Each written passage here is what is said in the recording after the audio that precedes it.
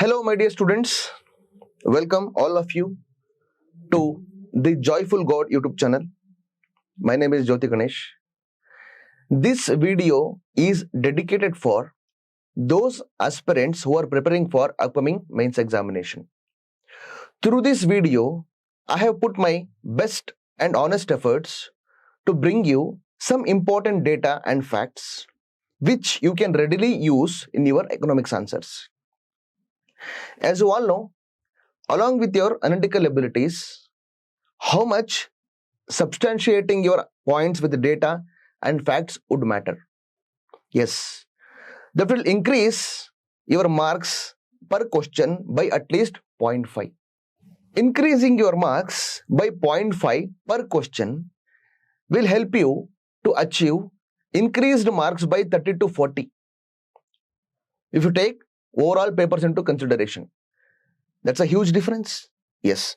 So, without wasting time, let us go through some important data facts related to economics topic in your GS3 paper. I am not bringing you any new information. You might have all studied this in your preparation, in your test series. My attempt is to just brush up the facts. Okay. You do not have to be nervous, right? You can watch this video in your free time, just to refresh, right? Just to improve your confidence. With a calm mind and good interest, you can watch this video. Welcome once again. Let us go through the important facts. Firstly, I am bringing you the facts related to Sustainable Developmental Goals. SDG. The inception of SDGs was done in 2015. Targets to be achieved by the year 2030. That means what? We are almost getting near to 2030. So, it is important to assess the progress, right? So, for that, SDSN, Sustainable Development Solutions Network, you might already studied in your prelims preparation, right? SDSN brings Global SDG Index. As per 2024 index, India is placed 109th position. Among 124 countries, it was assessed by SDSN. India is placed 109th place. That means we are not performing that good, right? So, overall score as per global SDG index for India is 64. That means close to 100 is a good score. Okay, that is India's performance. And which country is doing good?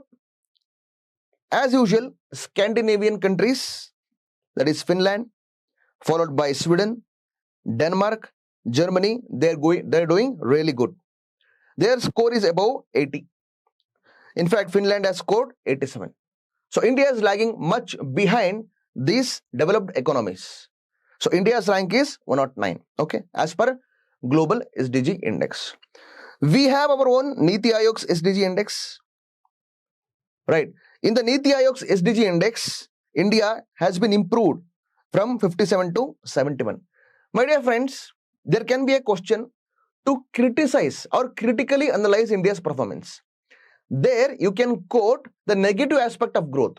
That means India is lagging. There you can quote global SDG index, India's position 109. Okay. But if you have to say good things about development, that means how India is performing, there you can quote Niti Aayog's SDG index. So, India has been improving in its SDGs, Sustainable Developmental Goals. India has been improving in its index from 57 to 71. Did you get it? This is a very important data fact. You can utilize it in your GS2 paper, GS1 paper society, also GS3 paper. Okay. Hope you're all following me. Globally, very important data fact, globally, only 17% of SDG targets are on track. Only 17%. That means we have already come through 15 years, but we are only able to be on track with respect to only 17% of SDG targets. That means the world carries huge responsibility to stick to its sustainable developmental goals. Got it? So, it is also important, or it adds more value if you can remember SDGs. Okay. So, I am giving you this SDG dashboard. This is global SDG dashboard. This is a performance dashboard, right? In this you can see if the orange horizontal line is there. It means we are stagnating efforts. The efforts have been stagnated efforts, right? If the yellow upward line is there, that means moderately improving, right? Current status, what is current status? The world is not doing much to eradicate poverty, to eradicate hunger, to improve quality of education, and then to improve sanitation and clean water, also decent work conditions, as well as focus on sustainable cities, as well as very important, climate action is stagnated. You can quote this data. If you are writing a climate change answer, as per SDG index, the global efforts are stagnated with respect to climate action. Got it? So, as per climate action, we have life below water, stagnated efforts, life on land, stagnated efforts, and peace and justice, strong institution, again, stagnated efforts. So, most of the targets, efforts have been stagnated globally. So, that is why the data says only 17% of SDG targets are on track. Are you getting it? It's a very crucial data, right? So, how to remember SDGs? I have some silly way to remember it. Maybe it will be helpful for you. So, first thing is poverty. If you are poor, you can't do anything. So, that is a prime importance, right? So, first poverty is, to alleviate poverty, what you should do? You should first provide food. So, SDG 1 is poverty. SDG 2 is zero hunger. Once you get the food, what you're supposed to do? Get good health and well-being. Improve health and well-being. Once you are having a good food and health and well-being, what will you do? You go to school. SDG 4 is quality education. Once you go to school, you have to sit with both boys and girls, gender equality. Imagine boys and girls sitting together in a classroom. And then once you go to the classroom, you get water. You may have to go to washroom also. That is wealth and sanitation. And 7, when you go to classroom, you need fan, you need light. That is clean energy. That is SDG 7, right?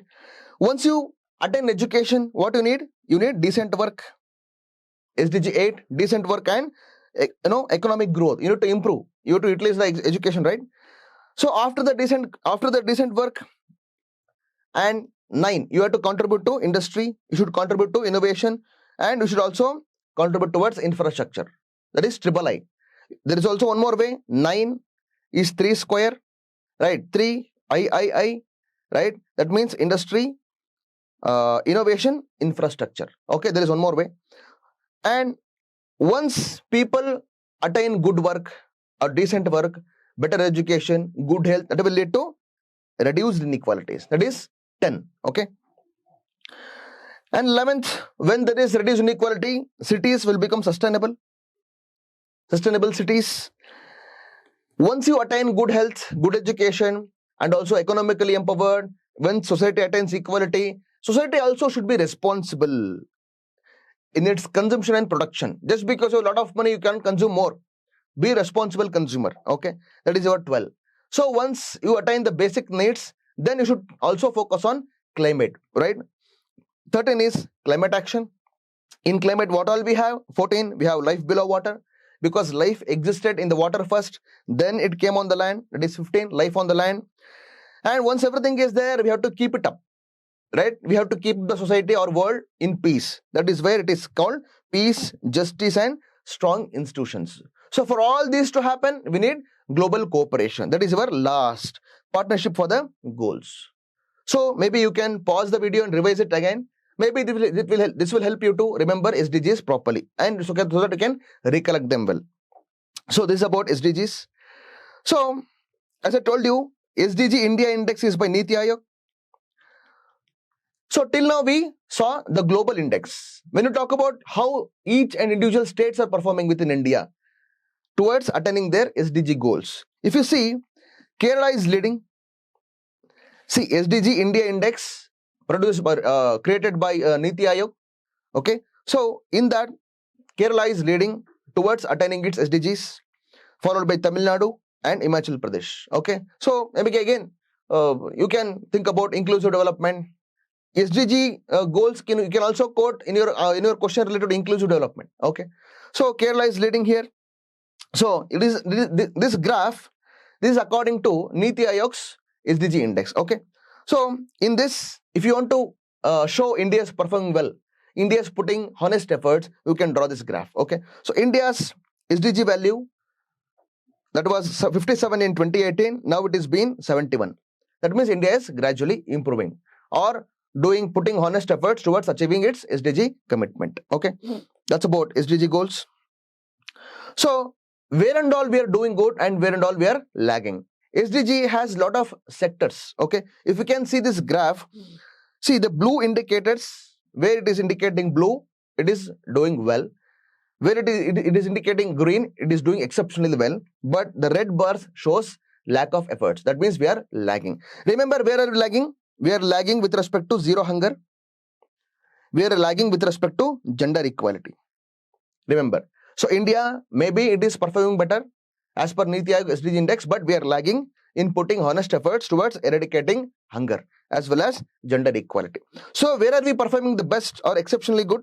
With respect to water and sanitation, also with respect to energy, right? Producing clean energy, right? 100% electrification, providing clean cooking fuel. Okay, all these are part of this. So if you want to talk about energy sector, utilize SDG goal data. If you want to talk about water and sanitation question, utilize SDG data. Right. If you want to talk about nutritional security or food security, talk about zero hunger. SDG data, SDG target 2. And when you talk about gender equality, again, utilize this data. Okay. So SDG goals are very important to answer questions across all topics. Okay. And we are performing moderately well with respect to eradicating poverty, providing health facilities, providing quality education.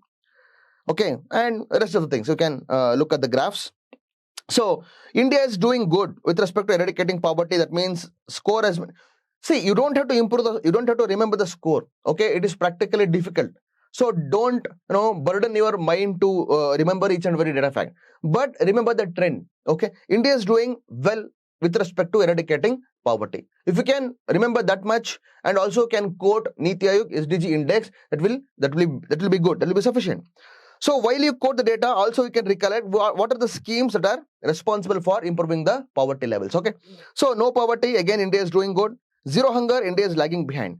So there are states, Bihar, Jharkhand, having very low scores, that is 24 to 28. So a few states that are lagging really behind. They are literally not even on track to eradicate poverty, that is Bihar and Jharkhand. So what are the reasons? Child stunting. Prevalent amount of child stunting. You know what is child stunting, right? So if you know, comment it below. Also wasting. I don't want to explain all this because it will take more time. I hope all of you know. You would have studied all this in your prelims also. Child stunting, wasting, undernutrition. These three things. All these are part of hidden hunger, right? Maybe you are familiar with the term hidden hunger. Okay. So in all these three areas we are lagging behind. That is why zero hunger is a India is performing very bad with respect to zero hunger. And good health and well-being, yes, India is performing better. We have achieved 77 score. Okay, but there are few challenges. TB. India is having one of the highest cases of TB, and there is huge out-of-pocket health spending. More than 60% of the money is going for health expenditure. Okay, so again the challenges remain. Quality education, yes.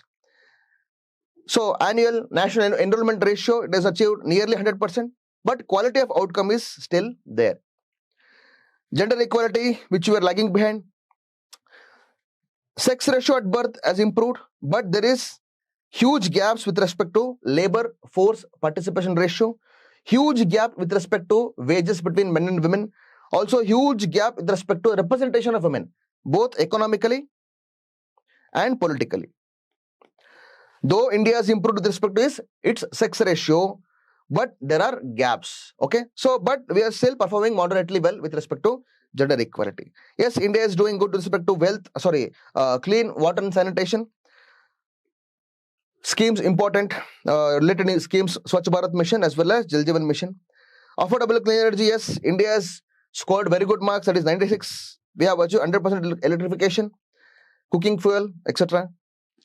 Climate action, yes, we are doing good because we are focusing on renewable energy, and adaptation gaps remain because renewable energy is becoming very costlier.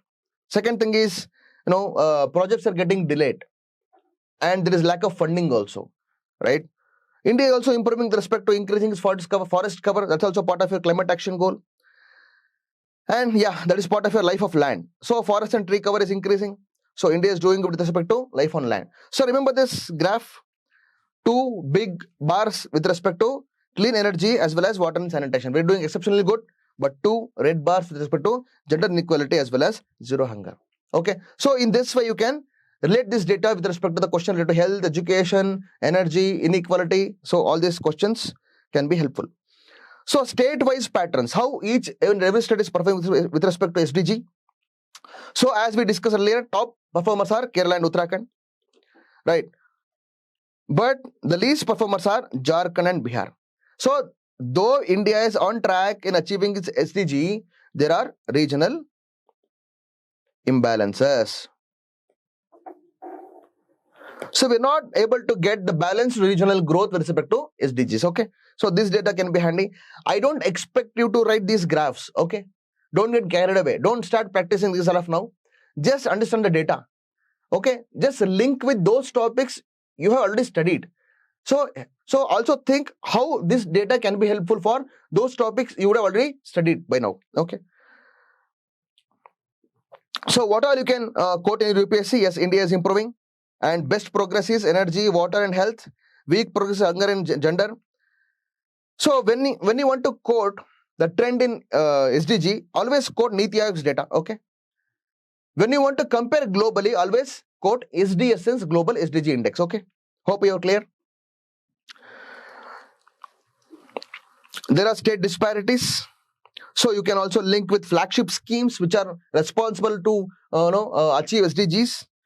You can also conclude. Remember this keyword, SDG questions or any other question. We are in the decade of action. Decade of action means, as I told you, SDG is for 15 years. So decade of action is from 2020 to 2030 is the decade of action.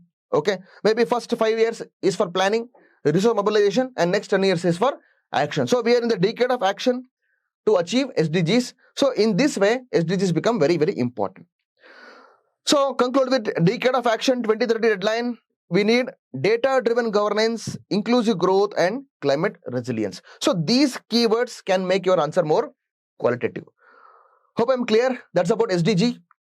Right. Now we move on to data related to GDP. Okay. So as you all know, India's GDP grew at 7.6% in 23-24. 23-24, India's GDP grew at 7.6%. As you all know, India's fastest growing economy. Now for the year, financial year 25, that is 2024-25, projected growth is 6.8%. Okay. It is forecasted by IMF. So remember this data, right? How are we growing with respect to GDP?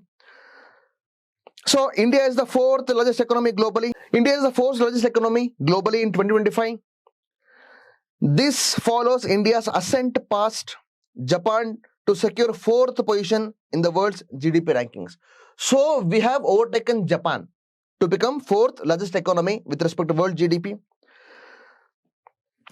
It is based on nominal GDP. So India's GDP in 2025 estimated to be at $4.19 trillion. Right? We are moving ahead to become a $5 trillion economy. IMF projects India to become third largest economy by 2028. These are very, very important data. I'll just recollect one more time. India's GDP grew at 7.6% in 23-24. Estimated growth is 6.8% in 24-25. India is currently fourth largest economy in 2025. We are overtaken Japan to become a fourth largest economy. Okay. So now currently its value is, in nominal terms, it is $4.19 trillion. IMF projects India to be the third largest economy by 2028, surpassing Germany. Hope I'm clear. Global context, there are a few other data. India contributes 15% of global growth. So India is slowly becoming a global leader in economy. Okay, we are making our mark, right, to show how India can contribute globally. So there is also one more projection. By 2030, India is projected to be third largest economy after US and China. right? So here we are heading to a multipolar world. Earlier we were in the Cold War times, we were a bipolar world. Now we are heading to a multipolar world. So there are not only two power blocks, we have multiple power blocks. So India is one of them. So by 2030, India is going to become a third largest economy after US and China. That is a projection. So currently, again, may not be so important data because it is in terms of PPP. If you want to dig more, you can remember PPP terms also. So in nominal terms, India's economy is worth of $4.19 trillion, but in PPP terms, India's economy is worth of $17.8 trillion as per World Bank. Okay, that means India is already third largest globally. In PPP terms, India is already third largest economy. Okay, so if you want to remember more, you can remember more, or else not so important data. Okay, so I'm just giving you the data. I mean GDP growth trend. Got it? So we have attained a negative growth trend during the time of COVID, and we have achieved V-shaped recovery. Okay, so now India is on path. India is on path towards a steady GDP growth. India is improving. India's economy is improving. You can write these graphs when it comes to GDP figures. Don't forget to write this V-shaped recovery curve. Very important, which is the year 2020, 2021. So we can remember the previous data, 6.8%, 7.6%, and 6.8%. So we are able to recover the economy to the pre-COVID times. Got it? India is able to achieve the pre-COVID times economical stability. Got it? So you can write this data. So when you talk about overall trend from 1991, that is the era of your LPG reforms, how India's economy is performing, right? If you see, India's economy is consistently above 5% growth. It is consistently growing above 5%. There are few times where Indian economy was not performing better. For example, in 2008 Great Depression time, right? Along with that, we have COVID times. Apart from that, India's economy is growing relatively better after LPG reforms. So when you talk about sectoral contribution of GDP, maybe you are already familiar with that. Services account for 57%, followed by industry accounts for 25%, and agricultural sectors contribute for 18%. It is about sectoral contribution of GDP, all three sectors. Okay. Next. So how each and every sector is contributing. Okay. Historically, from the year of 1990, right? If you see agriculture, the blue line is agriculture. Agriculture used to constitute 30% of GDP. Now agriculture constitutes less than 20% of GDP. To be precise, 18% of GDP is agriculture now. Agriculture prominence is coming down. India, earlier it was agrarian economy, now it is becoming a service-based economy. If you look at the green line, it is service line. Alright, previously, during LPG reform, before LPG reforms, service sector used to contribute nearly 40%. Now it is contributing nearly 60%. Okay, so industry has not yet become a game changer. Industrial growth is not so impressive. Okay, so it is earlier also it was contributing nearly 24 to 30%. Now also it is around 25 to 30%. So this trend is very important to understand how each and every sector is doing with respect to LPG reforms. After LPG reforms, how each and every sector is performing. Okay. So now we move on to national income. So where you have to quote how per capita income is performing. So again, it's a known data. India's per capita income is $2,000. That is about 1.72 lakh per annum. So India is recognized as lower middle income country. Very, very important. So you might have heard about the term middle income trap. I don't want to explain this now. You might have already know. Now India has been recognized as a lower middle income country as part of World Bank classification. Okay. Savings and investment. Once there was a question related to savings rate. Okay. Why savings rate is important? Because the more you save, the more you can able to invest. Economy is driven by investment. Okay. If the people are able to save more, they will get opportunity, they will be having potential to invest more. If the government provides investment opportunities, people will readily invest their money. That is why savings and investment data is important. Maybe you don't have to dig very deeper. Just remember this data. Gross savings rate. People are able to save means what? People are able to save means what? Inflation is on a healthy trend. people are able to make money, employment is getting generated, and there is enough money getting generated to invest. Right? It's a healthy trend, right? That is why gross savings rate is around 30% of GDP. Gross fixed capital formation, 29% of GDP. I don't want to explain it further. It is all about investment and infrastructure development. Okay, you can readily utilize this data. So for savings, which sector is highly contributing? It is household sector. People saving money at home. Okay. So now we move on to employment related data. Employment is a very crucial topic, both political and economically crucial. And when you talk about employment data, we refer to periodic labor force survey data. Okay. Recent survey data says India's unemployment rate, unemployment rate is nearly 3.1%, which is lowest in 6 years. Very, very important data. So you might have been discussing related to demographic dividend, jobless growth, etc. Okay. So in that way, employment plays a very important role. Remember this data, unemployment rate is 3.1%, which is lowest in 6 years. Okay. But there is one concerning thing. Youth unemployment rate is nearly 10%. Youth means 15 to 29 age. As per PLFS data, the people between the age of 15 to 29 having unemployment rate of 10% is very, very concerning. Very concerning. Right? Why? Again, those reasons you have to assess. Okay. This is a infograph related to what is LPFR, what is labor force participation.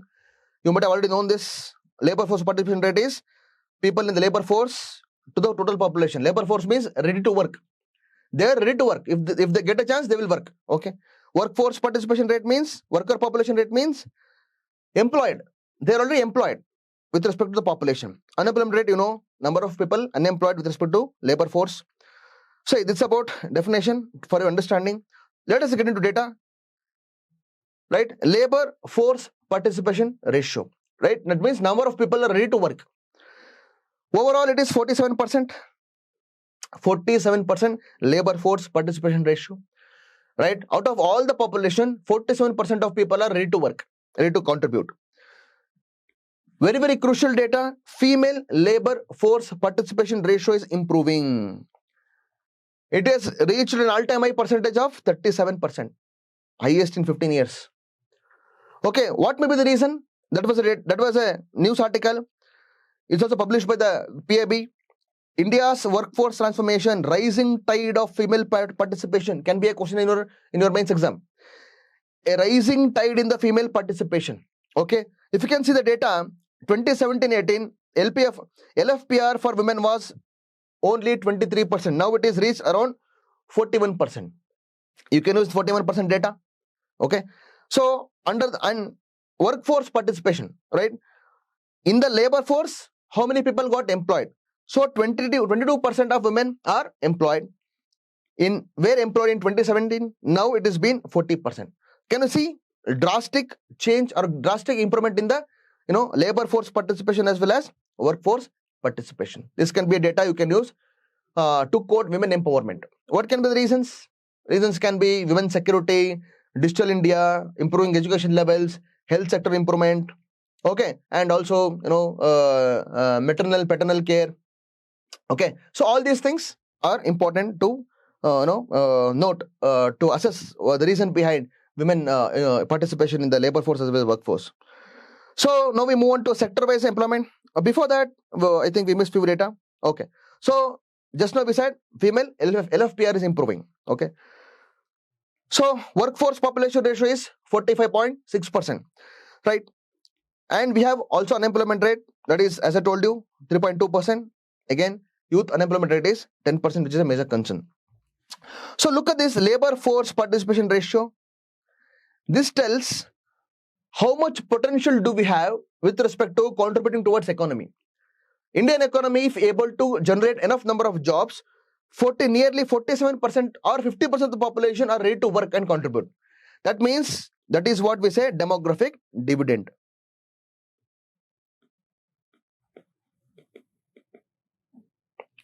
Demographic dividend. So if the Indian economy is able to create enough number of jobs by providing good amount of skill and giving more entrepreneurial opportunities, India can encash the contribution of nearly 50% of the labor force. That's a huge thing So it all depends on how can we able to create, or in future, how would be able to create the enough number of jobs. Okay, that's about employment data. Now we move on to sector-wise data. You all know agriculture is, even now it is employing 45% of the workforce. Okay, so we are, though agriculture is not a major contributor, that means it contributes only 18% of GDP, but workforce depending on agriculture is 45%. So you might have already known this term, disguised unemployment. I don't want to explain it further. Then agriculture is 45% employment, followed by industry employs 25% of workforce, and services employs 30% of our workforce. There is a big mismatch. What is big mismatch? Service sector contributes 57% of economy or GDP, but it employs only 30%. That is why we say our economy is going through jobless growth phase, right?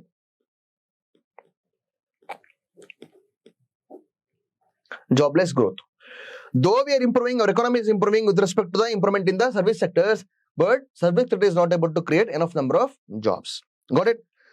One more data, informal sector and formal sector.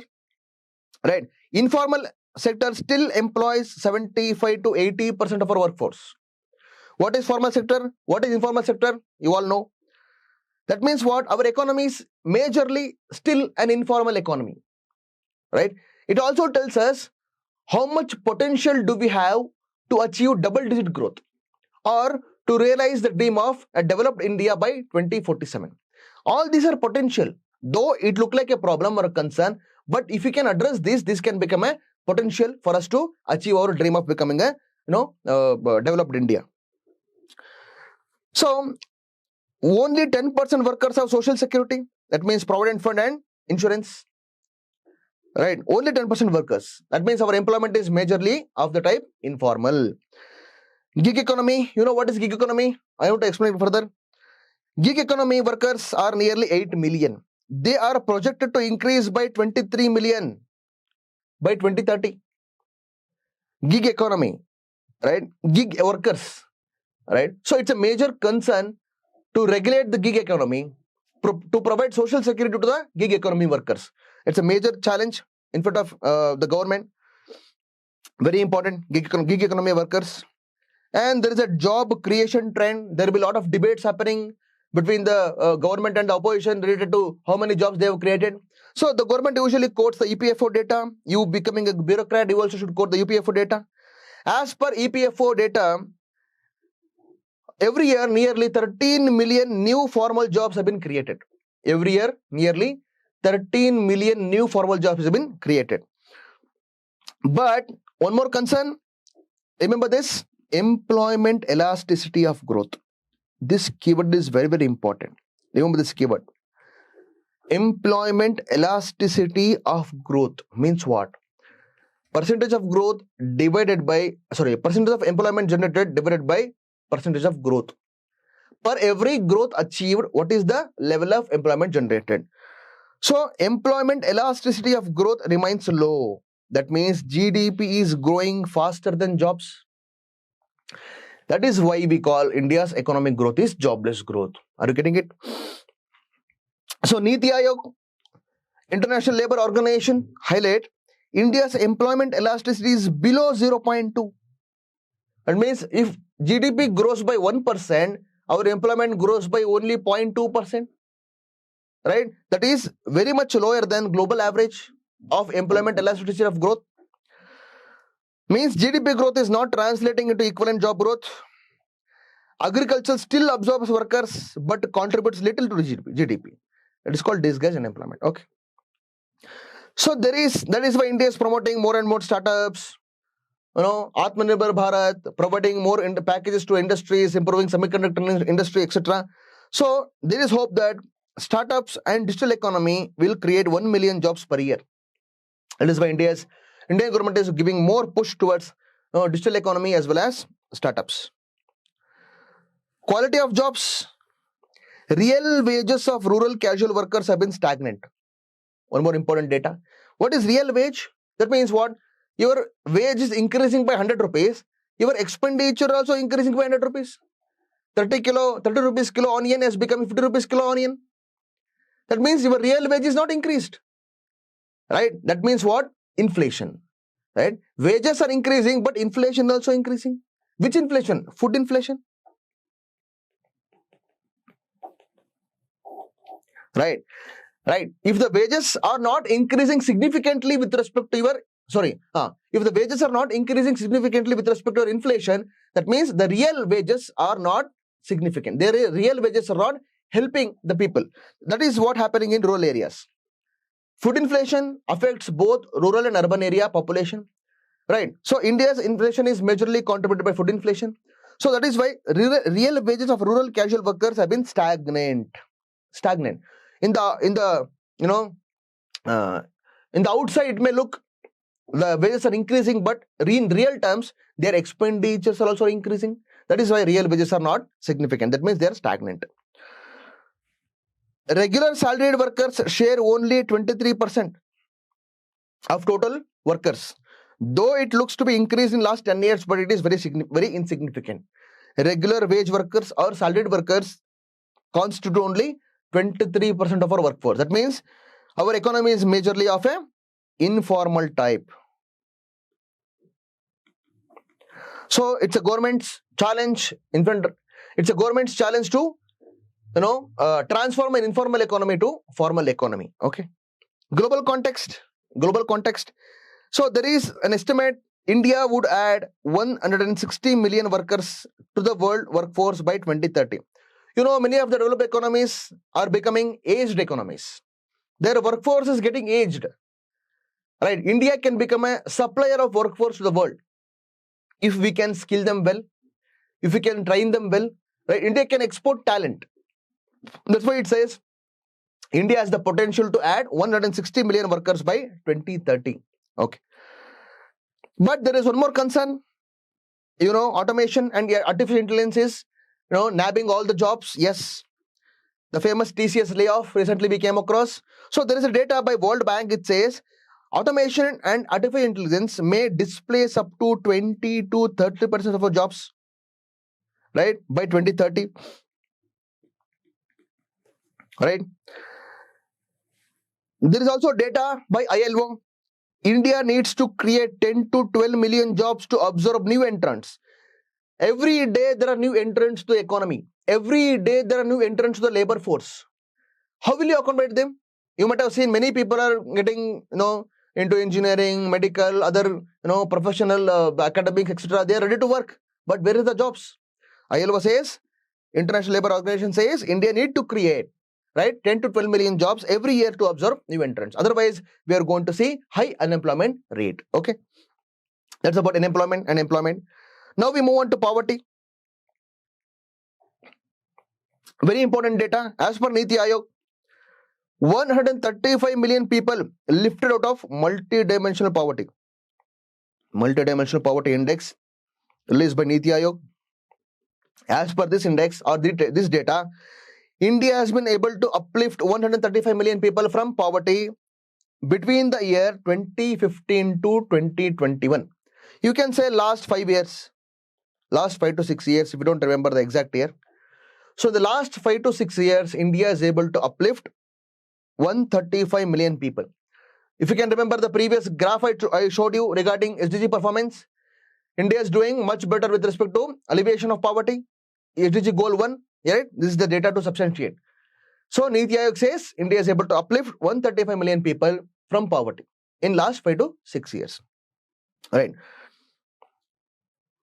So India's MPI index, that is multi-dimensional poverty index, fell from 24, that is 25% to nearly 15%.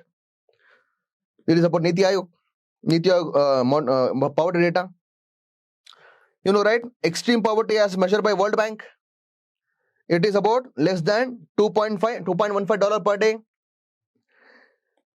Nearly 10% of the India's population is living with the incomes below $2.15 per day. As per World Bank data, 10% of India's population is living under extreme poverty levels. Remember this, poverty data.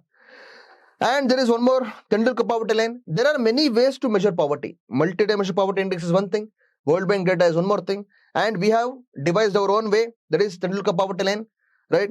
That says, as per Tendulkar poverty line, 22% of the population are poor. So we still have a big challenge ahead. Though we are performing better with respect to reaching our SDG goals, we seem to be on track. Still, we have a large challenge ahead to eliminate the poverty. So these are the data. Rural versus urban poverty. Can you see this? Rural multi-dimensional poverty index is high compared to urban MPA. That is why we are seeing migration levels. People are migrating from rural areas to urban areas because rural poverty is huge. Rural poverty is huge. So that is why we need to create self-sufficient villages. That is why we need to make our agriculture more remunerative. We need to attract youth back to agriculture. We need to focus on food processing industries. We need to focus on technology in agriculture. We need to increase the productivity of agriculture. So otherwise, we are going to keep our villages poor. Right? If the villages remain poor, it will increase the urban migration. Right? It will suffocate the urban areas. Are you getting it? I'm just telling you how can you link this data to the question. Right. So just for information, you can read it elsewhere also. Multi-dimensional poverty indicators. There are 10 indicators. What do they constitute? Health, education, living standard. Broadly, health, education, living standard. Under health, we have nutrition and child mortality. I don't want to dig deeper. Just you should know the keywords. That's all. Education includes two things, right? Year of schooling as well as school attendance, right? And living standards includes, right? Cooking fuel, sanitation, drinking water, electricity, housing, and assets. You don't have to remember all this, but just for your remembrance, if you can link with any question, MPI should come to your mind because it measures both education, nutrition, as well as living standards. Okay. Regional dimension with respect to poverty, right? India's GDP growth is imbalanced growth. Why? This data shows high poverty states includes BR and Jharkhand, followed by UP. Right? BR 33% of population, that is nearly 1/3 of the population is poor. Followed by Jharkhand, that's also nearly 1/3. Followed by UP, etc. Kerala has one of the least percentage of population under poverty, less than 1% of population. So, along with this, you can quote which are the schemes, flagship schemes responsible to uplift the population above poverty level. That is Pradhana Mantri Garib Kalyan Anna Yojana, able to uplift, able to contribute to feed 80 crore population, which we'll discuss again with respect to food security. So you can quote lowest poverty states and highest poverty states. Regional imbalances, right? Global position, as per United Nations Developmental Project report, India contributed to largest decline in global poverty. Largest decline in global poverty. India is on track to eliminate extreme poverty. You saw that SDG target 1. Right. So along with poverty, we also talk about inequality. Right. The famous, Oxfam report, Oxfam India report, it says top 10% hold 77% of wealth. Top 10% of India hold 77% of wealth. Okay. Bottom 50% hold only 13% of wealth. That means concentration of wealth. This economy, the GDP growth is not benefiting everybody equally, right? Whatever the economic opportunities that are being created by this economic progress that India is achieving is being encashed by only few rich and influential people. Got it? Right. So there is one more data, very important. Oxfam data, everybody quotes. There is one more data. This is about income inequality. It says, according to World Inequality Lab, it's a very good data, project. You can go to the website also. World Inequality Lab report.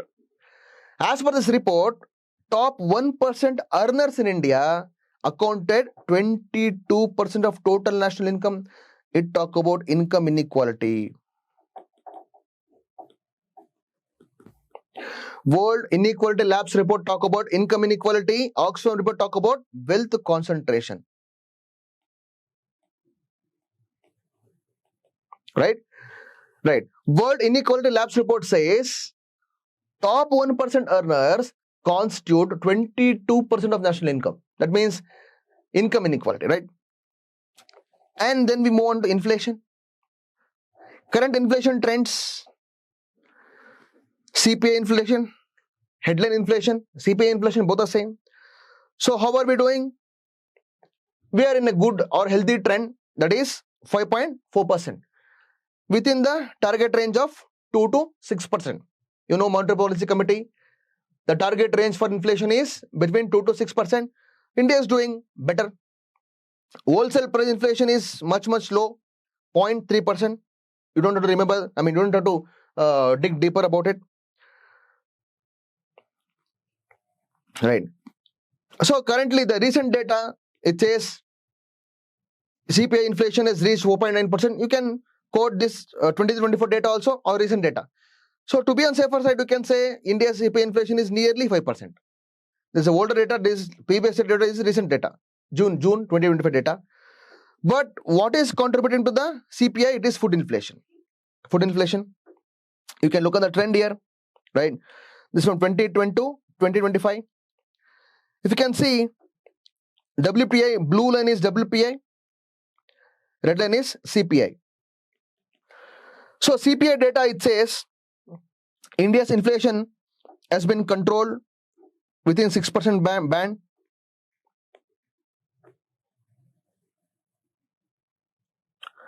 Within 6% band, right? Right from 2014, it is under control. Before that, it was reaching double digits also. In 2010, 2020, 2012, inflation has been one of the biggest reasons for changing the previous government, right? At that time, inflation was nearly at double digits. From 2014 onwards, it has been under control. But it recently increased.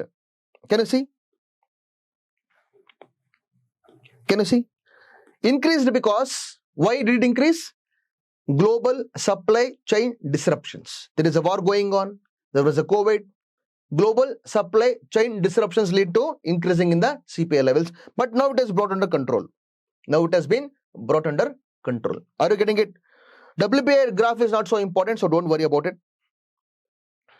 So what is contributing to the CPI? Majorly it is food inflation.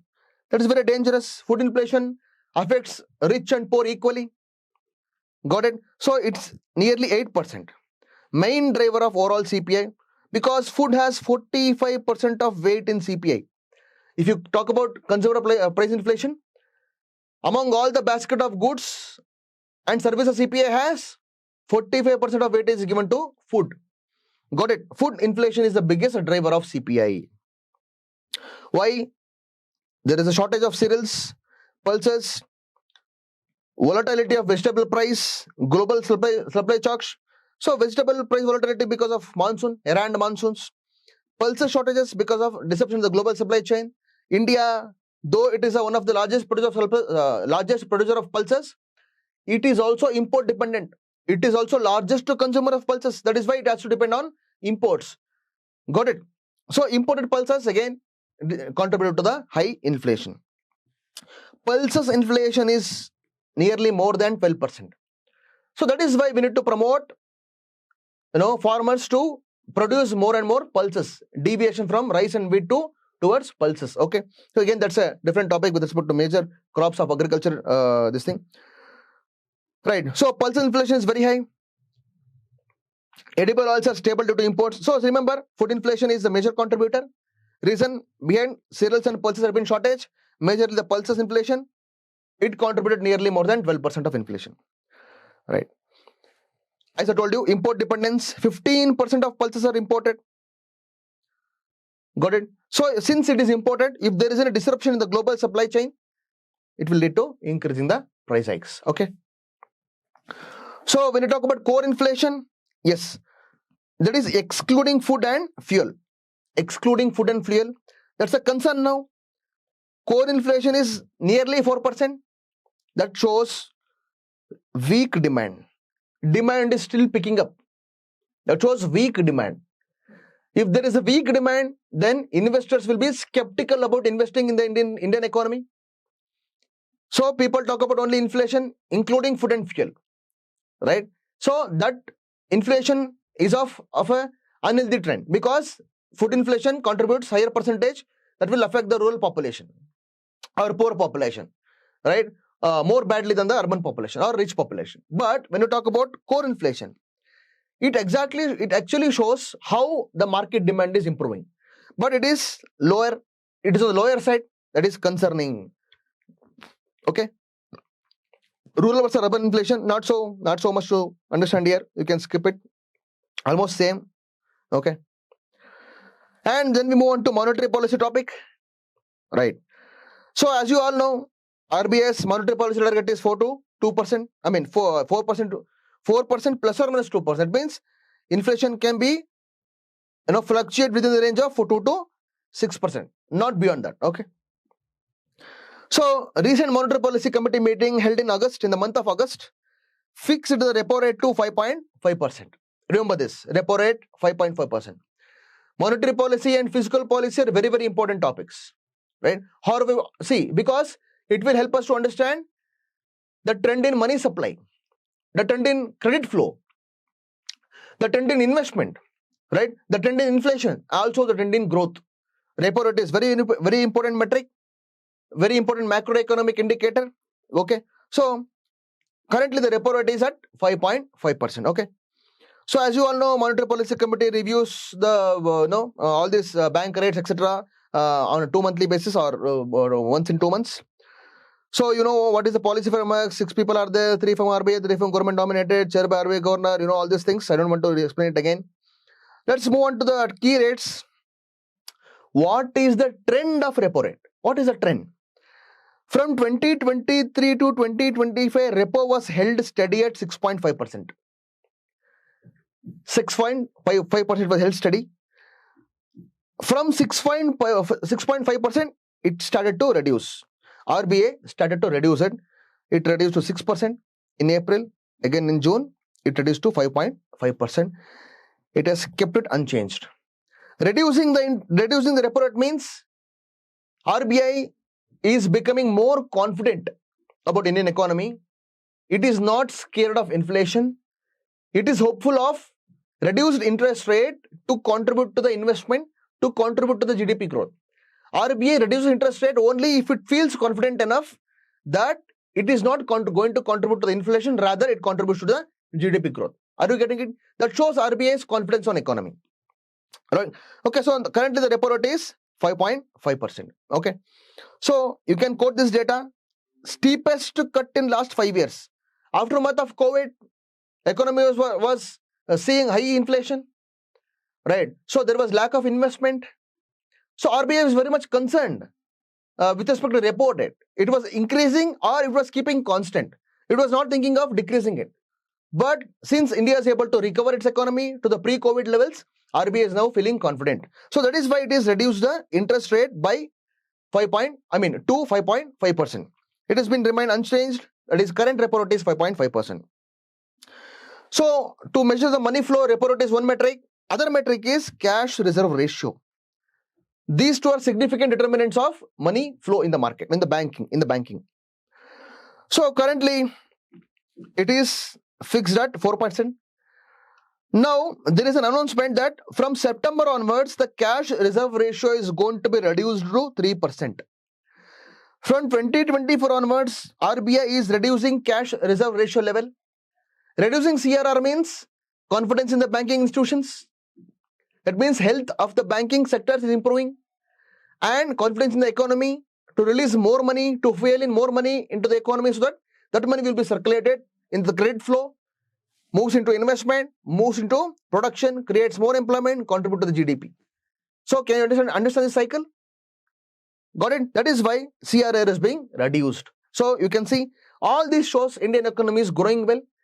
RBI is becoming more confident. So we are making money available in the market to mobilize more investment and create more employment. Okay. SLR, not so significant metric, not so significant with respect to money market. So it has been unchanged to 18%. So now when you talk about this trend of repo rate, this trend of monetary policy, shift from accommodative to the neutral stand was first made in 2025. Accommodative stand means what? Accommodative means we have to control the money flow. How to control the money flow? You can see the graph. You can see the graph here. This blue line is repo rate, right? Okay. So now this is where inflation is increased. Red line is CPI. Once the inflation is increased, RBI got alert. It started to increase the repo rate. It started to increase the repo rate. Got it?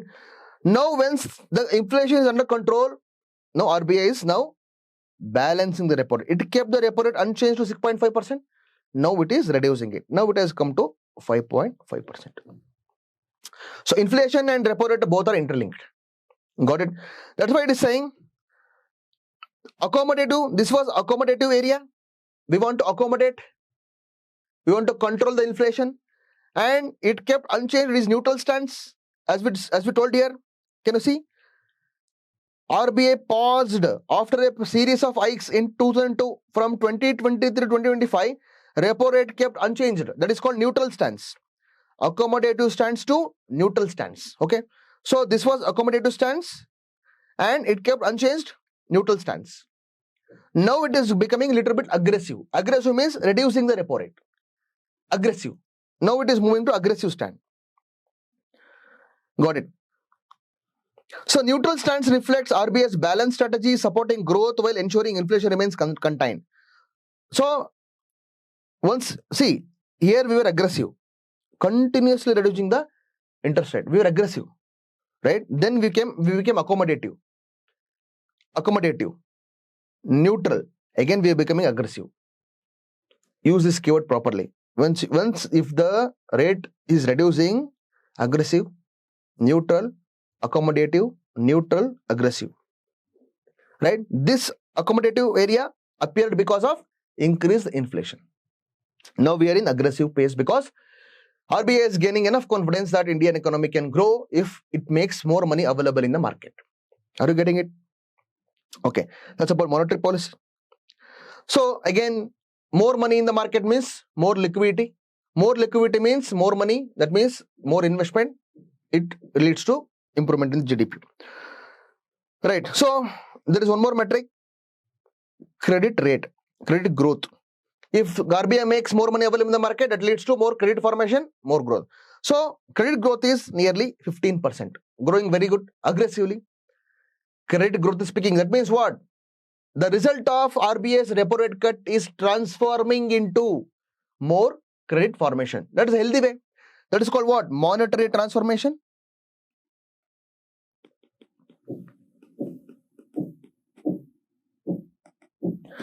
Monetary transformation, very, very important. If repo rate cuts is contributing to the credit growth, that means monetary transformation is becoming very significant or becoming very effective. Effective monetary transformation. Now we move on to fiscal deficit, very, very important with respect to budget. What is fiscal deficit? You know, right? What is the estimation of the previous year? It is 24-25. It was 5.1% of GDP. Right. Don't remember this, lower than budgeted. There was a budget estimate. There's a revised estimate. Just remember the revised estimate. Revised estimate is 5.1% of GDP. Remember the fiscal deficit. Previously we discussed monetary policy. Now we talk about data facts related to fiscal policy. Okay. Right. So now fiscal, in the current budget, that is financial year 26, government has pegged the fiscal deficit to 4.9%. We are going to reduce it. Right. So that is called fiscal discipline. Have you heard about the fiscal discipline? Fiscal discipline.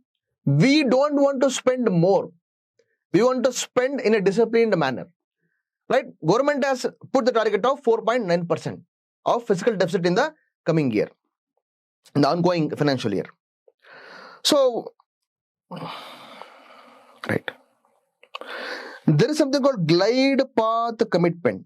If you feel it is too much to remember, forget it. Right? Don't try to mug up each and everything that I am going to tell you. Right? Whatever you can grab, how much ever you can grasp, only that much you remember. This is exam time. I don't want you to be stressed with a lot of data facts, but I feel this will improve the quality of your answer. That's why I feel it is necessary to tell you what to write and what to know. So if you feel it is too much, forget it. But moving forward, glide path commitment. What is that? You all know FRBM Act, Fiscal Responsibility and Budget Management Act, enacted in 2003. That is to bring in fiscal discipline. Okay, it targeted 3% of fiscal deficit, right? 3% of GDP, but it disrupted because of COVID. Fiscal deficit reached 9.5% during COVID times because there was no production. Production stopped, trade stopped, taxation reduced, but government has to spend. That is why government has to bring in lot of public expenditure. Atmanirbhar package, Atmanirbhar Bharat package. That is why there was a steep increase in the fiscal deficit. That is why the FRBN commitment was revised. That is why it is called glide path commitment. Revised path.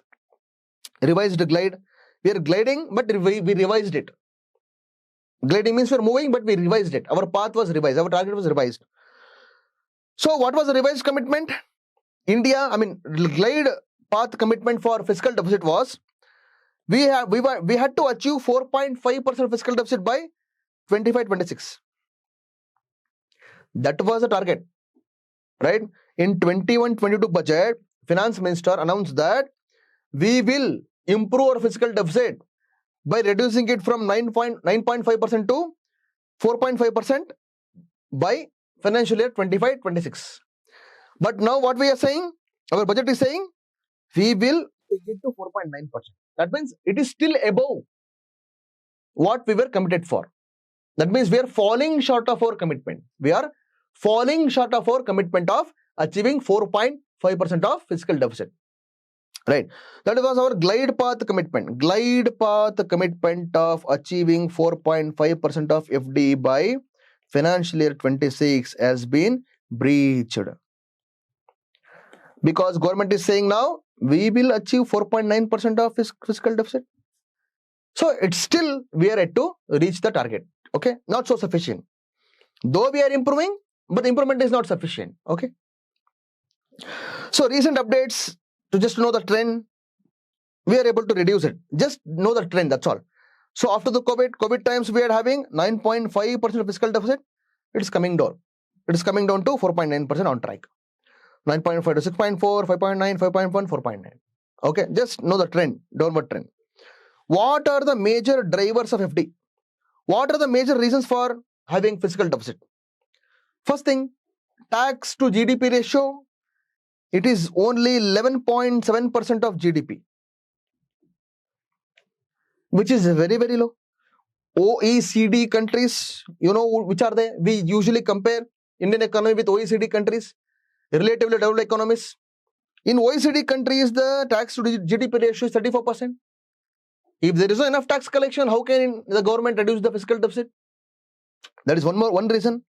That is why we need to depend on borrowings. High dependence on borrowings to fulfill the needs, right? Other major contributors to fiscal deficit, subsidies, food, fertilizer, fuel subsidy. Subsidies contribute 1.1% of GDP. For subsidies, we have to borrow. Okay. Interest payments. Previously taken loans, we have to pay interest. 23% of total expenditure. I am telling you which are the major drivers of fiscal deficit. Okay. Interest payments are major driver. 23% of our expenditure. Defense expenditure. 13% total expenditure. We have to spend on defense. Right. That is also both capital expenditure as the revenue expenditure. We have to pay salaries for our defense personnel. Also, we have to procure equipments, arms, equipments, etc. Right. Also, last thing was capital expenditure. Again, it's a healthy expenditure because we are going to create assets. Assets are going to give us returns in the coming days. So these are the major drivers of fiscal deficit. I'm just giving you data. Right. So capital expenditure is 3.4% of GDP. Again, this data is very, very crucial. Very, very crucial. Right. Even if you cannot understand the question sometimes, but you can understand the context of the question, but not able to understand the real expectation of the question. In that time, you can just quote some data, bring some, write some basic definition, quote some data, gain at least 1 mark, 2 mark. Don't leave out any opportunity even to score half a mark or 1 mark. Don't leave any question unattended. So to improve your chances of getting half a mark more or 1 mark more, this data is very, very crucial. I am not bringing you some exceptional data points. These are very common data points. These are very generic data points, right? Hope you're understanding. Hope you're following me, right? So capital expenditure is one of the major drivers of fiscal deficit. It is a healthy deficit. So that is why we are having 3.4% of capital expenditure. That constitutes 16% of total expenditure, highest ever in terms of outlay, right? It is highest ever in terms of outlay. Among all the expenditure, capital expenditure is very high.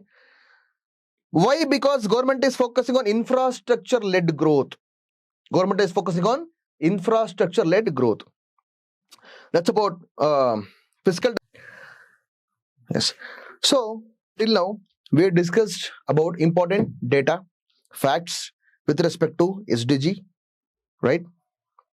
GDP, inflation, monetary policy, fiscal deficit, poverty, unemployment, and inequality, which are very crucial. Next, we will move on to taxation. Okay. So some important data facts related to taxation. Among all the taxes, 55% of the taxes includes direct taxes and 45% includes indirect taxes, right? So that means our tax system is progressive in nature, right?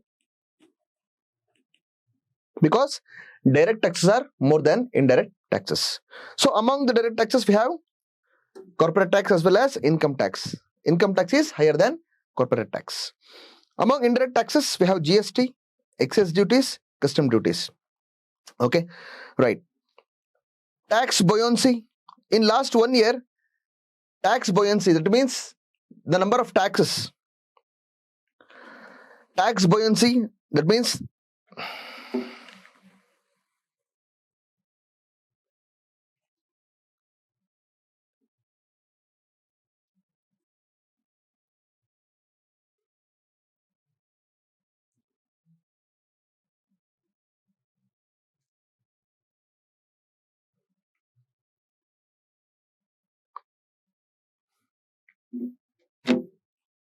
right.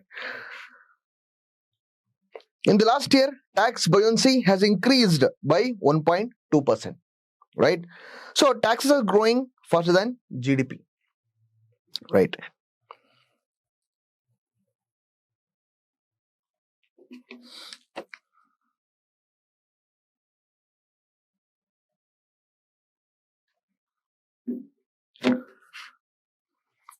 So in the last year, that is 24-25, tax buoyancy is 1.2. If it is greater than 1, if the tax buoyancy is greater than 1, means taxes are growing faster than GDP. So if you can take a look at the formula of tax buoyancy, you will understand. So if you know if you know the formula for tax buoyancy, comment in the comment section. Direct tax buoyancy is greater than indirect tax buoyancy. This is a trend I am talking about. It means among the tax collection, among the increase in the tax collection, direct tax increase is more than indirect taxes increase. That is, I am talking about last year.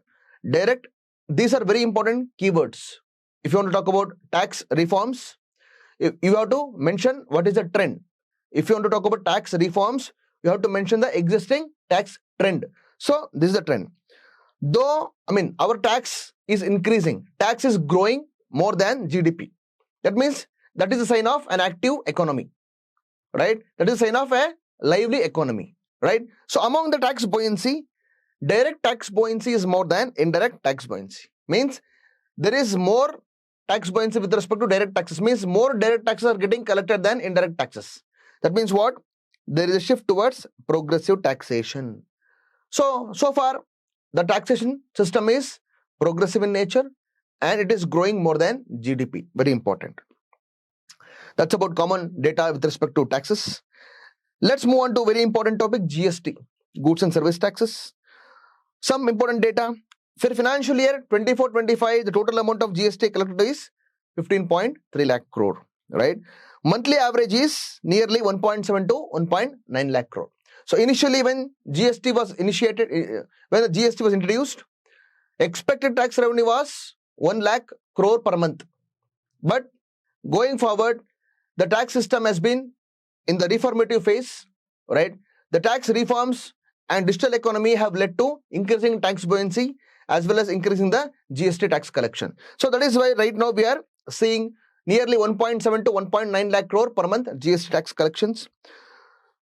But the negative aspect of this is GST still excludes petroleum, alcohol and electricity, which are very important source of indirect taxes. So as I told you, GST does not entirely cover indirect taxes. 62% is still, GST includes only 62% of indirect tax. It means what? Nearly 38% is still outside the purview of GST. Right? That means we still need to reform our indirect tax structure. GST performance. So just note down this data. April 2025 GST collections hit all-time high, 2.37 lakh. So if you can see, the global economy is growing at a stagnated pace, right?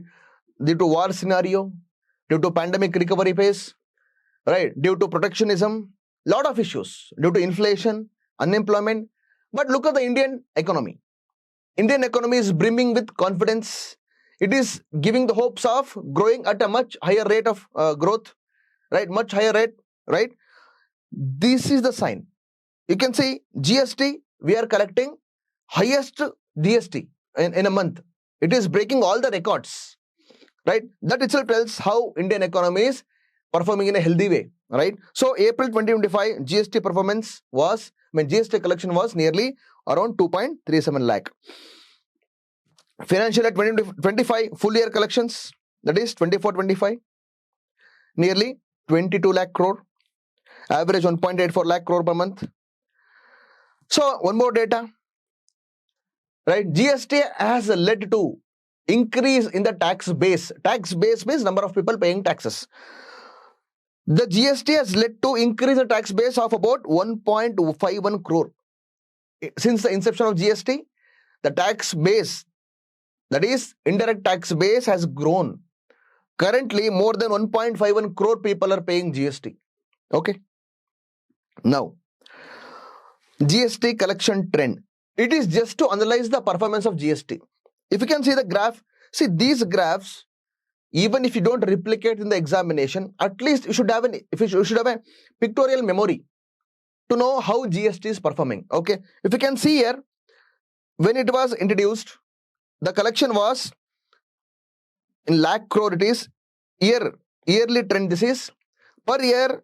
Earlier in 2017-18, it was less than 10 lakh crore, nearly 7 lakh crore. So that led to central government to compensate the loss for the state governments, because central government was expecting it to at least reach 1 lakh crore per month, right? So steadily the GST performance improved. It reached to 12 lakh crore per year, and then again nearly 12 to 13 lakh crore. During COVID, again there was a dip. After COVID, we are seeing sharp recovery. Can you see? We are seeing a sharp recovery, right? So GST performance is really good and impressive. So in 24-25, GST collection per year has been surpassed 22 lakh crore. So GST is performing really well. That is about year performance. It is about monthly average performance. Monthly average performance, can you see? Earlier it is less than 1 lakh crore. Now it is more than 1.7 lakh crore. In between we saw, we came across a dip because of COVID, right? It reduced. That is why GST compensation cess had to be put by the central government to compensate the loss for the state governments. I am sure you might have already studied, right? So what are the challenges in the taxation? Low tax base. That means number of people paying taxes. Only 7.5 crore people file income tax returns. Those are the people filing income tax returns. Okay. In that, only 3% pay income tax. Rest all just filing the income tax returns and getting back their TDS. Also, it's okay. We don't get into such details. But just remember, our tax base is very, very low. That means Only 7.5 crore people are filing income tax, tax returns. 3%, less than 3% people are paying taxes. Can you see? 140 crore people, the country of 140 crore population has to be dependent on less than 3% people who are paying income tax. Right? So that is one challenge. Tax evasion, because we saw still our economy is full of informal. Like more than 80% of the workforce is in the informal sector. Right? So in the informal sector, it is difficult to complaints. Right? You would have gone to any shop or something. You don't usually get bills unless the shop is big or the business is formal. Okay, so our economy is mostly informal. It is nearly 80%. It is difficult to comply. High indirect tax burden, regressive impact on poor. That means what? 45% of the total tax is indirect taxes. Right? When you write this point, also substantiate the point with data. Right? So all of you would know by this time that indirect tax is regressive, direct tax is progressive. Okay. And there are GST compensation issues which you might have already studied. Public debt. After taxation, we move on to public debt. Right. There are a lot of hue and cry from the opposition that the government is making a lot of debt. So we'll focus on what is the current public debt. So currently it is nearly 180 lakh crore rupees. You may not have to remember the exact figures, but remember this. Public debt to GDP ratio is 56%. When you include the state governments, it will be total 81%. Right? Right? Central government public debt ratio is 56%, but combined, that is state and center combined, debt to GDP ratio is 81%. Right? Among that, again, we divide the debt into internal debt and external debt. Internal debt means from the means of domestic banks, right? Domestic sources. Internal debt is 92% of total. External debt is 8% of total. While you're writing, don't write 92% of GDP. You might get confused. So, earlier, when you talk about public debt, we calculate percentage based on GDP. But when you talk about internal debt and external debt, we calculate percentage based on total debt. Got it? So, internal debt is 92% of total. External debt is 8% of total. So, if the debt had to be healthy or serviceable, serviceable debt, if the debt had to be healthy, serviceable, most of it should be in the internal debt portion, because external debt are subjected to the global economic fluctuations. That is highly risky. So, out of 8% of external debt, right, it is nearly 18.7% of GDP. Got it? Short-term debt is only 20% and remaining is long-term debt. Debt service ratio remains comfortable. What is debt service ratio? Comment in the comment section. Right. So, our external debt is only 8% of total debt. In the external debt, short-term debt is only 20%. Right? That means what? Riskier portion of the debt is very insignificant, very less. What is riskier portion? If debt is more towards external, that is riskier. Even in the external debt, if the more percent or more portion of it towards short-term debt, again that is risky, because short-term debt carries higher interest rates. So our public debt is in the healthier side, because 80 to 92% of it is internal debt. Got it? So nearly 82% of it is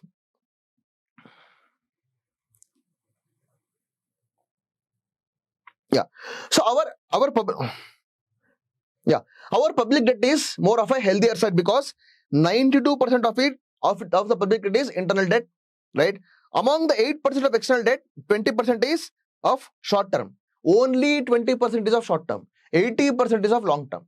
So if the debt is of long term type and if the debt is from external sources, then you can call it healthier, right? Less risky. Okay.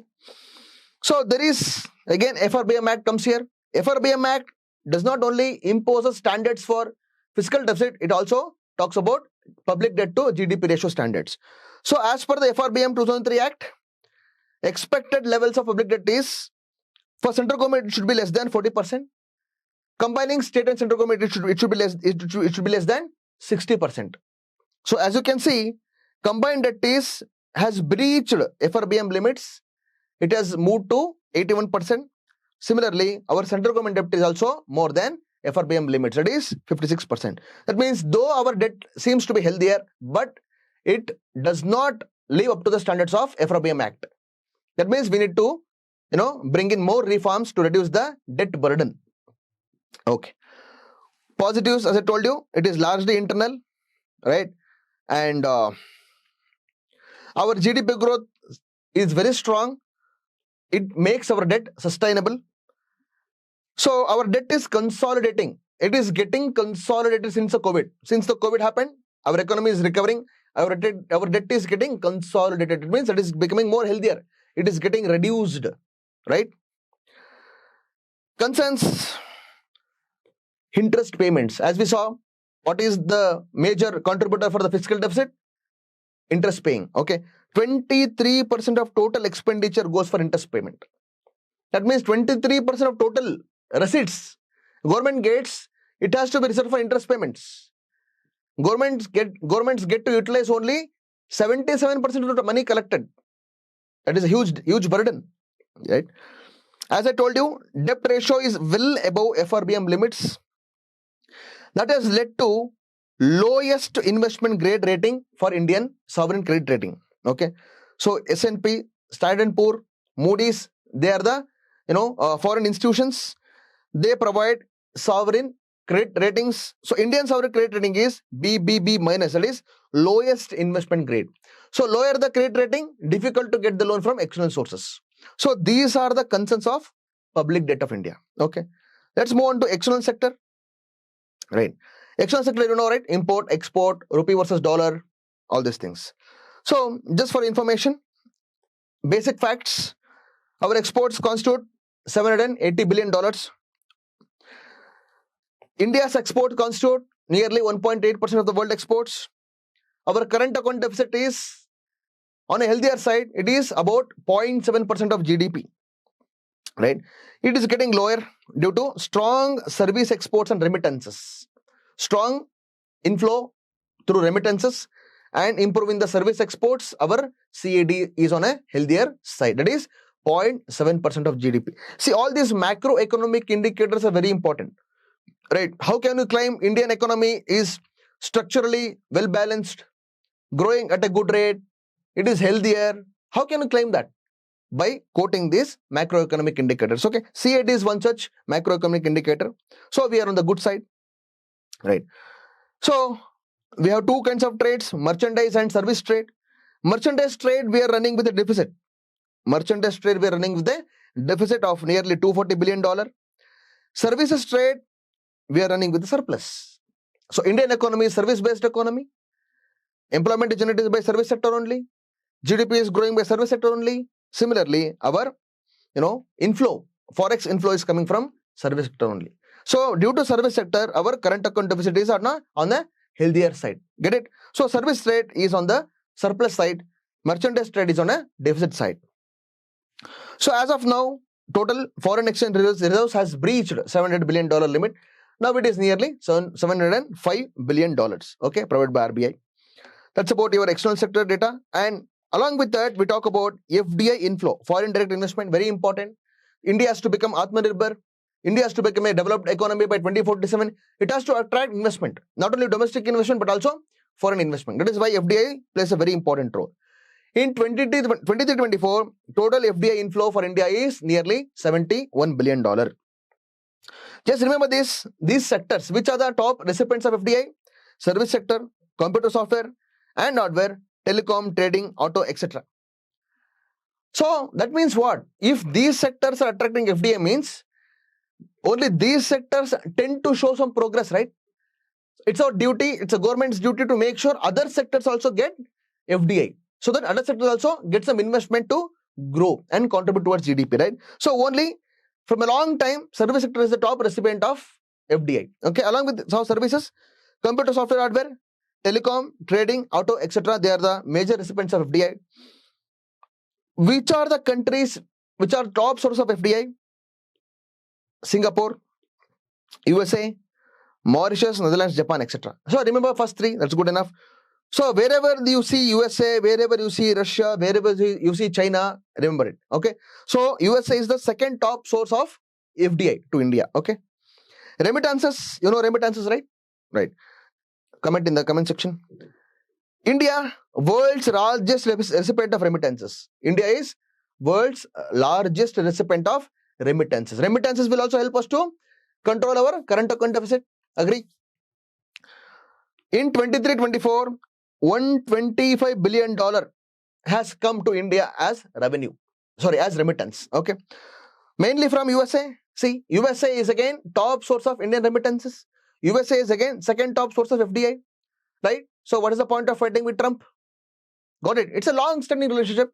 We are having a healthy relationship with USA, but these fights are of short term. We can expect India-US relationship can recover, can grow well, can establish like as it was, economically, politically, etc. Fine. So now we are just focusing on facts. So total, remittance inflow for India in the year 2024 was $125 billion. Top source of remittance is USA, followed by UAE and Saudi Arabia. So it acts as a major cushion for CAD. So this graph, this chart shows this is for pictorial memory. I don't expect you to draw these graphs, these kind of charts in the exam. So if you see, USA is the top source, remittances followed by UAE, UK, Singapore, Saudi Arabia, etc. So all the Middle East economies, Persian Gulf countries, they're all major source of remittances. Okay. That's about remittances. Recently, Trump is also looking to tax the remittances. He is mainly focusing on protecting the wealth within USA. Okay, that's a different thing. After remittances, we talk about diaspora. Right, Indian people residing outside, person of Indian origin, non-resident Indians. Global Indian diaspora numbered approximately 35.42 million population. Right, India has highest population of diaspora. Right, so currently global diaspora constitutes 35.42 million. It is the largest source of international migrants. India is the largest source of international migrants. So going forward, we saw in the earlier data, India is going to produce 162 workers for the entire world. Right. So again, India is exporting the talent. India is exporting the labor force. Okay. So you can see highest diaspora is in USA. Highest diaspora, FDI, remittances, right? USA is a very important partner. Highest diaspora is in USA, followed by UAE, Malaysia, Canada, Saudi Arabia. Top 3-4 is good enough. Right. That's about diaspora. Rupee versus dollar. So there is a lot of hue and cry about how rupee is falling against dollar. That is true. Currently, it is averaged between 82 to 84 rupees per dollar. So rupee, on a positive note, rupee is relatively stable compared to other emerging market currencies. Turkish lira, Russian rand, they are falling at the rate of 10%. They are falling at the rate of 10%. Indian rupee is also falling, but not at that rate. It is falling slowly, right? Steady decrease. Right. In that way, Indian rupee is relatively better than currencies of Turkey and Russia. Negatively, you can see rupee has weakened significantly from under 50 rupees per USD in 2000 to 85 to 80 to 87 rupees per dollar in 2025. See, depending on the question demand, if you want to say positive things about economy, quote the above data. That means comparatively to other emerging market currencies, Indian currency is doing well. If you want to criticize the Indian economy, quote the second data. Right, from 2000 to 2025, Indian rupee has been it is steadily decreasing from 50 rupees to 87 rupees per US dollar. Okay. So steady depreciation. In last 2 years itself, Indian rupee has depreciated by 7%. So what happens if rupee depreciates? It will increase our import cost. It will increase our import cost. Yes, it also makes our exports more competitive. Okay. So it is just for a pictorial memory. Can you see? If the line is rising means rupee is falling. Don't get the other way. Right? That doesn't mean rupee value is increasing. Rupee value is decreasing in front of US dollar. Okay. So it is now nearly at 87 rupees per dollar. So that's not a good sign. Dollar is still stronger currency against Indian rupee. That's about dollar. And there is one more data, our foreign trade policy. It's a long-term framework. The target of our foreign trade policy, target till 2030 is to achieve $2 trillion of exports. $2 trillion of exports by 2030. Very important data to remember. So now we specifically understand trade with respect to important economies, that is USA, China, Russia and EU. Okay. So important data facts. USA is the major trading partner. Major. Number one trading partner. Total trade with USA is $190 billion. Very, very important. Because there can be a question with respect to India and USA trade. So India and USA are the major trading partners. Basically, USA is number one trading partner with India. Trade is amounting to $190 billion. Okay. So India is having a surplus with USA, trade surplus of about $45 billion. Okay. That is why Trump is protecting USA economy or flow of USA currency to India by imposing tariffs on imports. Okay. So what are the major exports? Again, if you can remember, gems and jewelry, pharmaceuticals, textiles, machinery, IT hardware. Right? If you can remember 2 or 3, because these are expected question. So if you can remember gems and jewelry, pharmaceutical. See, gems and jewelry, pharmaceutical, textiles, they are one of the common export commodities to any country for that matter. In general, if you don't remember what are the top export or major exporting commodities to any country, write these 3. Gems and jewelry, textiles, hardware, IT hardware, pharmaceuticals, etc. What are the major imports? Crude oil, aircraft, defense, machinery, medical instruments and electronics. So if there is a question regarding how is it going to affect the Indian trade, the trade war that is happening with respect to USA, you can quote these are the items, they may get affected. Okay. That is about USA. Trade with China. So we always talk about boycotting Chinese products, but that's not going to happen. Overall bilateral trade is less than USA, but it is still significant, nearly $130 billion. China is the second largest trading partner after USA. Can you see this? In financial year 23-24, our trade has been increased by 11.5% with China. Whatever you think about China, but we are increasing our trade with China. Right?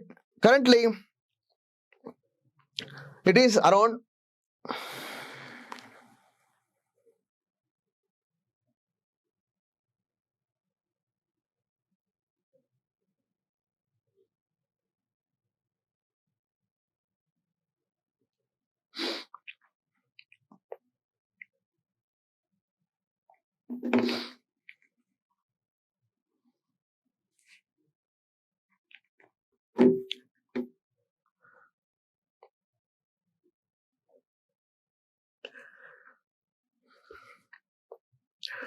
increased by 11.5% from $101 billion to $127.7 billion.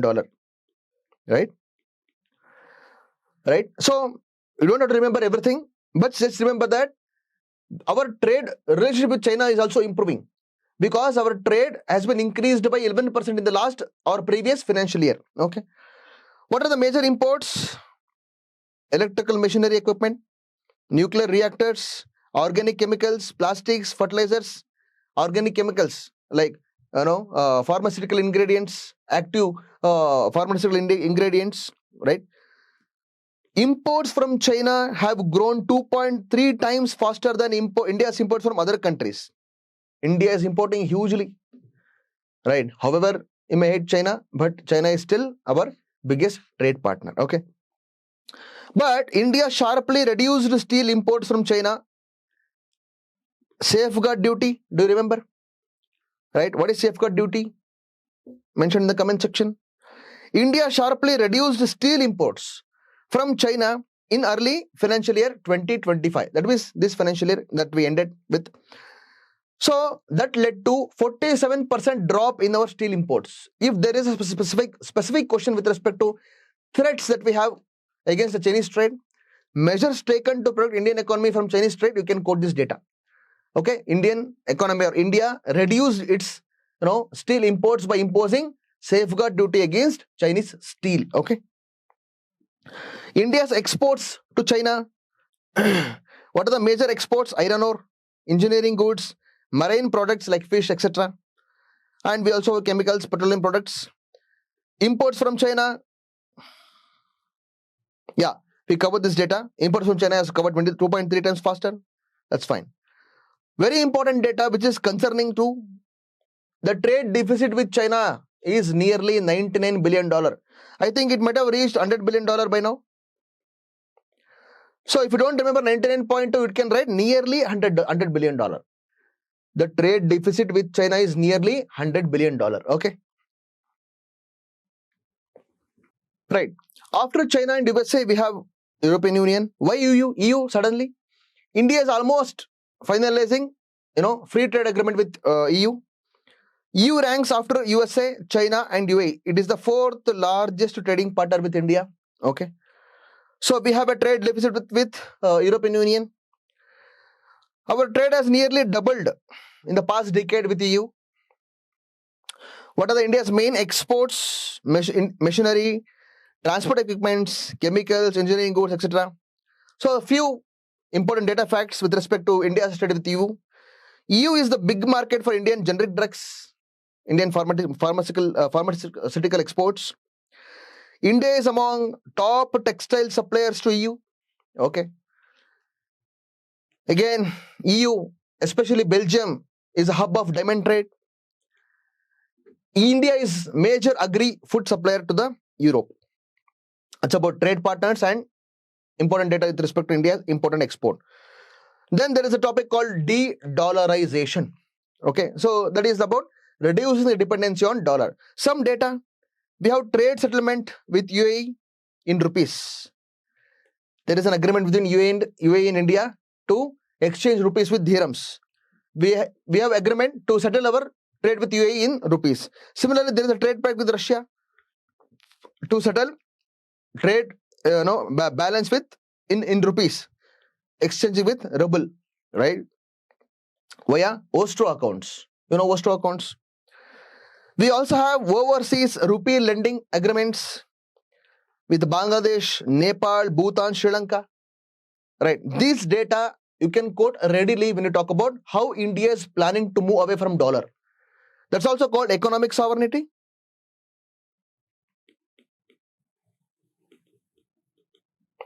Economic sovereignty. Right. It's a keyword. That's about external sector. Then we move on to a few important topics related to agriculture and food security.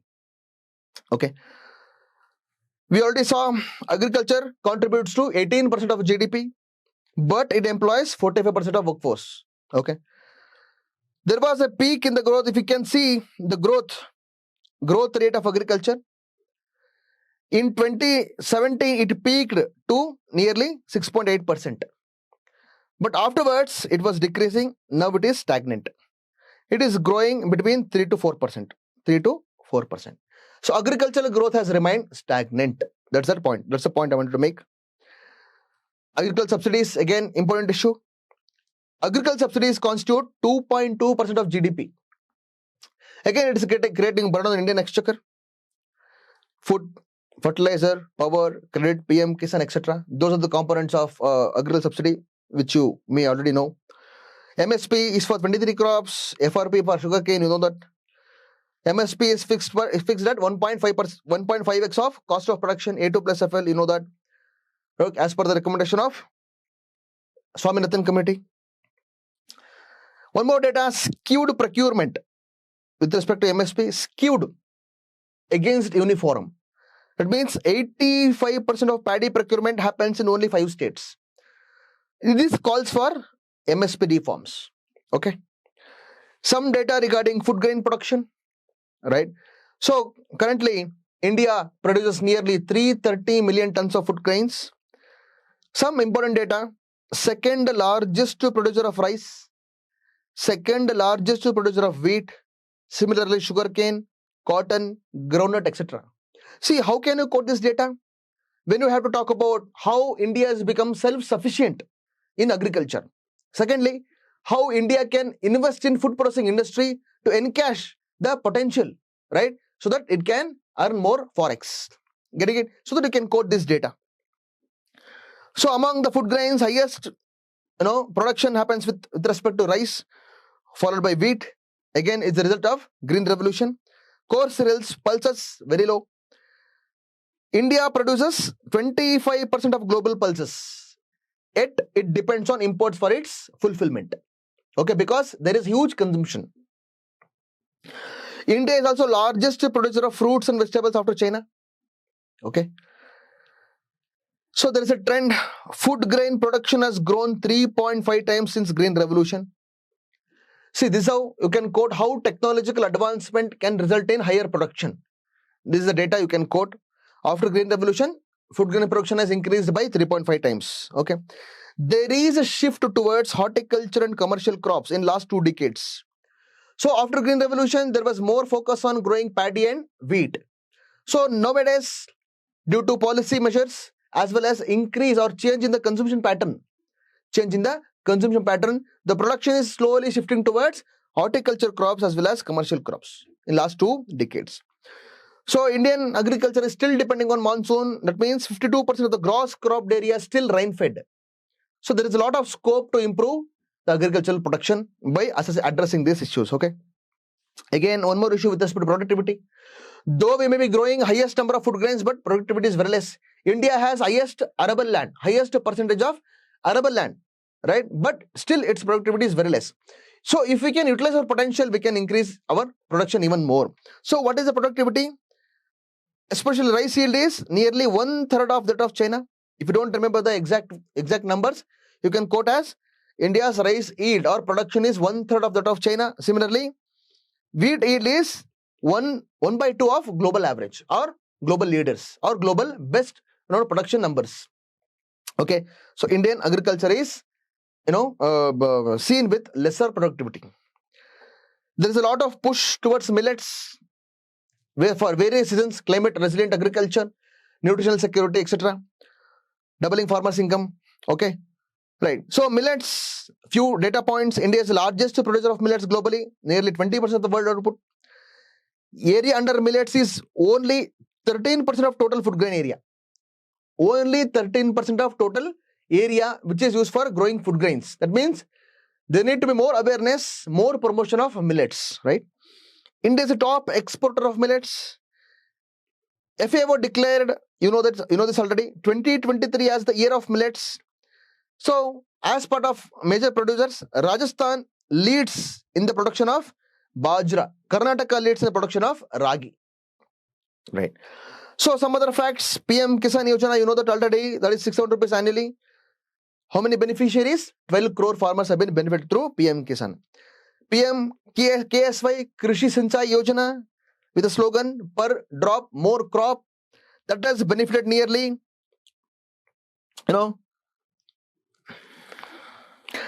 8.35 million hectares. 8.35 million hectares have been provided with minor irrigation, that is micro irrigation with drip and sprinkler irrigation by the end of 2023-24. See, if you want to assess the progress or performance of current agricultural policies, you can utilize this data. Okay. So PDS and food security, right? Pradhana Mantri Garib Kalyan Anna Yojana, through that 80 crore people have been benefited. Buffer stocks, government procures from farmers, right, through MSP. Our buffer stocks, Food Corporation of India holds nearly 3 times of buffer norm. Buffer norm means required buffer. We need to distribute food grains for a discounted price through fair price shops, right? For that, we need some amount of buffer. But procurement is more than 3 times of buffer norm. That means whatever we need, we are procuring more than 3 times of that. That is leading to wastage of resources, right? That's one data. So when you talk about nutritional security, food security, we saw PM, Garib Kalyan Anna Yojana has resulted in providing food for 80 crore population. So when you talk about nutritional security, right? First thing that comes to your mind is global hunger index. Okay, so among 127 countries that have been assessed, India stands at 105th position. That means India is very much lagging behind with respect to providing its citizens the nutritional security. So how can you say that? Child stunting. You know what is stunting? If you know, commented. Child wasting. Child stunting is nearly 35.5%. That means nearly one third, more than one third. More than one third of children are suffering from stunting. Nearly 1/5 of the population of children are suffering from child wasting, which is highest worldwide. Undernourishment and under 5 mortality. You should quote these data when you talk about nutritional security. That is the reason India is falling behind other countries in global hunger index. Okay. Apart from that, we have anemia. Anemia prevalence. National Family Health Survey 5. Fifth survey is a recent survey. According to that, women, adult women, 15 to 49 years, adult women are having 57% of adult women are suffering from anemia. What is anemia? Comment. Children, 67%. Pregnant women, 52%. More than half of the population is suffering from anemia. Okay. So midday meal scheme, it is covering nearly 120 million children every day. These are negatives. These are negatives when you talk about nutritional security. But haven't we achieved any progress in our schemes, policies? Yes, some progress has been made. First thing is, we have been progressing with respect to addressing our malnutrition. That is shown towards, that is shown by improving our condition in stunting. If you can remember, or else don't stress your mind. Wasting, the condition has been improved merely 2 to 3% in last 5 years. In last 5 years, stunting has been reduced by 3%. Wasting has been reduced by 1%. Underweight has been reduced by 3%. Not a significant improvement, but there is some improvement. Right. There is a case study you can quote in your example with respect to nutritional security. In Jharkhand, Chai Basa project, it's a pilot project. It provides fortified food, take-home ration. Okay, you know what is fortified food? Through this program, Jharkhand has achieved 78% of recovery in severely malnourished children. Right? Severely malnourished children. Right? 78% of severely malnourished children have been recovered through this project, Chai Basa project. That's about providing fortified take-home ration. Okay, right. So after external sector and agriculture sector, we move on to industry, infrastructure, and investment. Okay. So as per index of industrial production, our industrial growth is in the financial year 24. It is nearly 5.9%. Make in India FDI flows, we discussed already, 71 billion. This data, India is third largest FDI recipient globally. That again shows the global economy is confident about India's prospectus of growth. So India has become an attractive destination for FDI. Infrastructure push, national infrastructure pipeline. The government is mobilizing nearly 111 lakh crore rupees to develop infrastructure. The project is estimated to be implemented or taken care within the period of 2019 to 2025. PM Gati Shakti, multimodal connectivity plan, you know that already. Energy. Data with respect to energy, total installed capacity is 440 gigawatt. Among that, 44% of energy installed capacity is of type renewable. Right? Again, these also include hydro projects. Okay. India targets 500 gigawatts of renewable energy by 2030. So it is on the track. We can say India is on the track to realize its goal of achieving 500 gigawatt of renewable energy by 2030. With respect to roads, second largest road network. National highways contribute to 2.3% of roads. Very important, they carry 40% of total traffic. Right. Bharatmala Pariyojana talks about developing nearly 35,000 kilometers of highways. phase 1 expected by 2027. Sagarmala project, reduce logistical cost to 8% of GDP. Currently, it is 13% of GDP. Okay, these are the schemes and policies aiming to improve infrastructure, right? India handles 95% of trade by volume, 70% by value through shipping. That is why maritime infrastructure is very, very important. Okay, so we have 12 major ports, you already know, contributes for 55% of maritime trade.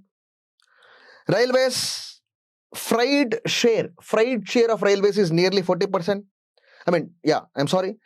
Freight share for the railways, right? So India is aiming to improve the freight share of railways by to 40% by 2030.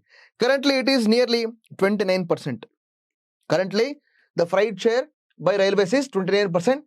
The government is aiming to increase the freight share to 40% by 2030. Okay. Electrification, railways electrification, 85% of the broad gauge route is electrified by 2024. So yeah, I told you, freight share is 27% or 29%. You can quote both of them, right? How many airports? Nearly 149 operational airports in India. Udan scam, Uday Desh Kam Nagarik, connecting 517 routes, 76 airports has been developed under Udan scam. Very important data. India is the third largest domestic aviation market, right? There can be a question regarding airports, airport security, right? And airport infrastructure. So this data can be handy for you.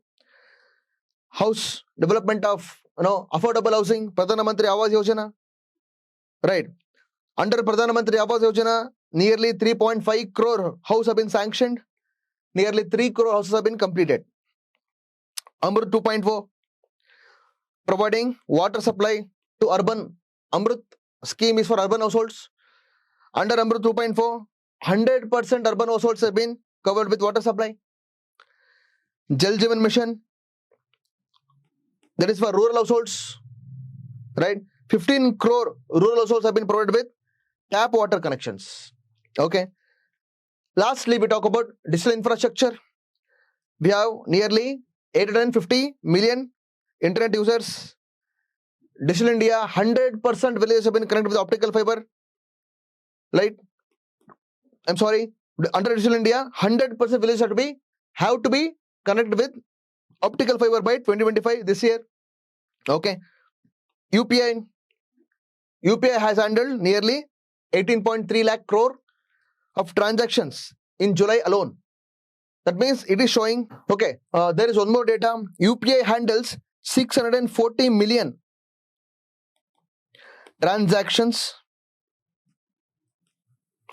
per day in India. Okay. So, with this, I would like to conclude this video. Though I might be missing few data here and there, but the idea behind this video is to help you to quickly revise on important data facts, right? So that you can get that edge of getting extra 0.5 marks in every question, especially in the economics topic. Hope you have liked this video. If you have liked it, let me know. If you didn't like it, then also let me know, right? If it is helpful for you, drop a comment, share it with your friends, because sharing is caring. Okay.